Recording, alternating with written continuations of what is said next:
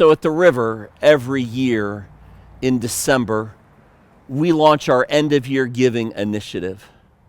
We invite people at the river to give above and beyond whatever God moves in their hearts to give.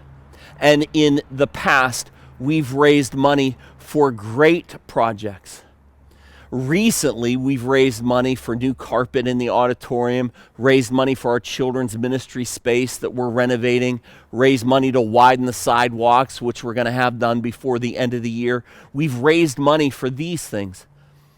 But this year, because of the generosity that has been expressed to us, we have felt compelled to raise money through the end-of-year giving initiative in 2020 to be a blessing to others. The river is raising money through the end-of-year giving initiative to give away to bless other ministries and others that so desperately need God's blessing in their life. So in a very literal way, the river is choosing to be a conduit and a place that God's blessing flows through us to bless others. So I'm very thrilled to announce the three main projects that we are raising money for through our end-of-year giving initiative. First of all, we're raising, it is our goal to raise $5,000 for our Benevolence Fund. Now, our Benevolence Fund is the fund that helps people when they need help here in our community, when they need help with rent, when they need help with groceries, when they need help with supplies for their children, when they need help. This fund, every year that we raise money for our Benevolence Fund, we give it all away that year. And so this year, we want to start 2021 with $5,000 ready to bless and help others through this Benevolence Fund. The second ministry that we want to bless through our end-of-year giving initiative, we're kind of standing at it right now. It's the Knead Community Cafe. This ministry started nearly 5 years ago with the expressed, determined commitment that every single person deserves a good meal, regardless of their ability to pay. And the Knead Cafe has done that. Every Thursday night, the Knead Cafe gives over 200 meals, 250 to 300 meals away for free. Every day that Knead is open, this cafe is willing and able and provides meals for people who are not able to pay the full suggested donation. And so I want to give you an opportunity to meet Kevin and Mary Bodie and hear why it is that they felt compelled to begin this ministry here in New Kensington to be a blessing here. So I'm Kevin Bodie, and I'm Mary Bodie. We're the co-founders of the Knead Community Cafe. And Mary and I had been going on mission trips overseas and kept coming back and looking at our community and felt like we needed to do something locally. We had been invested here for many, many years, most of our lives, doing volunteer work with different organizations. And we just saw the need here with the poverty in town and felt like something had to be done locally. And we knew that people in this community wanted something to come about. We knew there was a hunger and desire in this community for something to happen. We just didn't know exactly what at first. And Mary was the one that did the research and found out about the pay what you can system. And so, Community cafes. Yeah, community cafes. Mm-hmm. Why don't you go ahead? So with research, we thought that that was an interesting concept, that community takes care of community. And it gives people the opportunity to serve in some way by helping those in a very tangible way. When you come in, you can decide if you want to pay it forward and know that that helps the mission and helps those that can't afford a meal at the suggested donated price. And so as one of the amazing things was we knew that, again, people would get on board with us right away. And it's been a great way to bring churches together, people together of all different walks of life. So we've become like a community hub here where we don't care what church you go to, where you belong.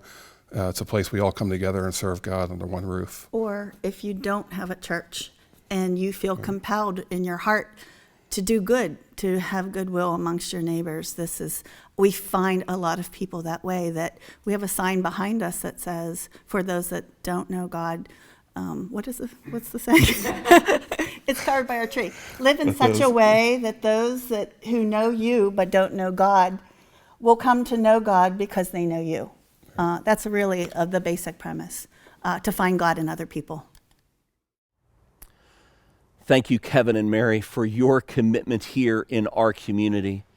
And thank you, River Church, for your commitment to support this ministry here through the river, supporting Knead Community Cafe. We've set a goal to raise $5,000 for our Benevolence Fund, to raise $5,000 for Knead Community Cafe. And the last ministry that we have set a goal to raise $5,000 for is a new church plant in Lower Burrell.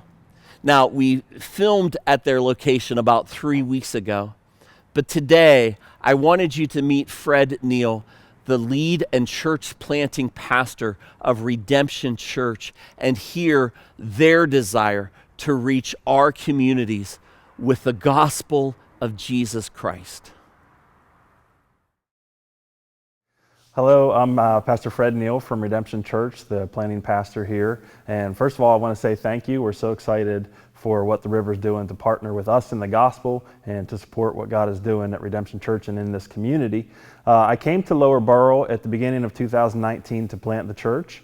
And the reason behind that, really, there's no super exciting burning bush story. It was more just a desire to see the church shine in Western Pennsylvania as we see many of the congregations around us aging, and like it or not, churches have a life cycle, and there's a need for new churches to be birthed and for new people to be sent out into the harvest field to reach the lost and to build the church. And so we've been feeling a call to do that the last couple of years, and we chose Lower Burrell because we think there's a need here, and we also think it's a great place to be able to reach a lot of different people. From our research, there's 150,000 people within a 20-minute drive of Lower Burrell, the overwhelming majority of whom do not have a saving relationship with Jesus Christ. And so that's our heart and our desire, is to come and to contribute to the gospel light in this community and to ensure that the next couple of generations, the church is growing and doing what it's supposed to do so that the people all around us can hear the gospel, can come into saving relationship with Jesus Christ. So when we launched in 2019, we started meeting at Stewart Elementary, which was a great place to be.